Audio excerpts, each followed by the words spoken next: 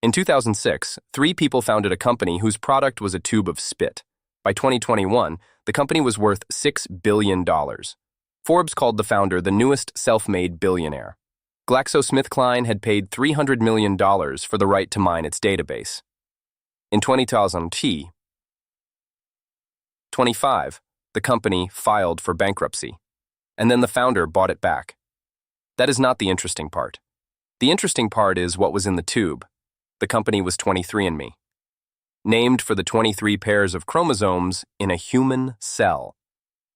Founded in Mountain View, California in 2006 by Wojcicki, a Yale-educated biologist, former healthcare investment analyst, and at the time the wife of Google co-founder Sergey Brin. The product was a direct-to-consumer DNA test. You mailed in a saliva sample and received a report on your ancestry, your health predispositions, your carrier status for inherited conditions. But the product was not the point. The database was the point.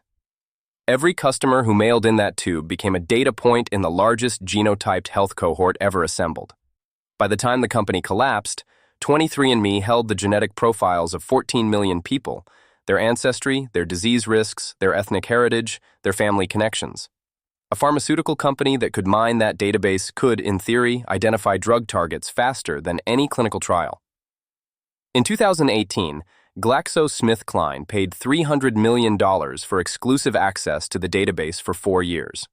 In their last public statement on the collaboration, GSK said it continues to exceed expectations. In 2021, a SPAC merger valued 23andMe at $3.5 billion. The stock briefly hit $17 a share. Wojcicki was named the newest self-made billionaire. The board was delighted. A moat only works if the castle inside it is worth defending. 23andMe's consumer product was a one-shot transaction. You buy once, you get your results. You never buy again. By 2021, the ancestry testing market was approaching saturation, and the company had no credible recurring revenue model. The GSK collaboration expired in July 2023. After 4 years and $300 million, the partnership produced no commercial medicine. GSK paid $20 million for a final 1-year non-exclusive license, royalties on drugs that never materialized. They made no public statement when it ended. 23andMe had also built its own internal drug discovery division, betting that its database could generate therapies directly. That division was shut down in November 2024. The telehealth platform acquired for $400 million in 2021 would sell for $10 million 4 years later. In April 2023, hackers began feeding stolen credentials into 23andMe's login page. The attack ran for 5 months before detection. In October 2023, a hacker operating under the name Golem distributed a database of roughly 1 million users identified by Ashkenazi Jewish ancestry, targeted by ethnicity, posted on dark web forums. Nearly 7 million users in total had their profiles scraped through the company's DNA relatives feature. 23andMe's initial response was to explain that the affected accounts could only have been accessed because some customers had recycled passwords from other breached sites. In January 2024, in legal filings defending against the resulting lawsuits, the company described affected users as having been negligent. Two-factor authentication, which 23andMe had not required, was added the following day. More than 40 class action lawsuits followed.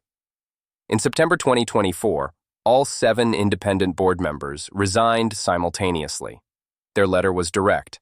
No fully financed, fully diligenced, actionable proposal had been received. On March 23, 2025, 23andMe filed for Chapter 11 bankruptcy. Wojcicki resigned as CEO the same day. Her statement: "I equally take accountability for the challenges we have today." The official press release was titled 23andMe Initiates Voluntary. Chapter 11, Process to Maximize Stakeholder Value. The company had run 5 rounds of layoffs, from over 800 employees at the start of 2023 to roughly 300 at filing. Net losses had totaled approximately $1.4 billion across 4 fiscal years. Attorneys general from 12 states and the FTC warned 14 million people. Under existing federal bankruptcy law, genetic data has no special protections. It can be treated as a business asset. Regeneron Pharmaceuticals offered $256 million. Then, Anne Wojcicki's nonprofit, TTM Research Institute, submitted a competing bid of $305 million. Regeneron's CEO declined to counter. "The juice," he said, "isn't worth the squeeze." On July 14, 2025, TTM acquired the database, the consumer testing business, and the research services. The founder, who had presided over the breach, the board exodus, and the bankruptcy, bought back the company she built. Here is what nobody put in the postmortem. The database was not the problem. It was the only thing that was real. 23andMe built an irreplaceable, one-of-a-kind asset, and then failed to build a business around it. GSK spent $300 million mining it over 4 years and found nothing worth taking to market. The drug discovery thesis generated exactly one product, a data collaboration that had already ended, e-trial. The database outlasted every strategy they tried. It outlasted the founder's tenure as CEO. It outlasted the company itself. And then the founder bought it back, under a new nonprofit umbrella, with fresh privacy promises, for $305 million, from the same person who watched it all happen. 23andMe, hidden capital.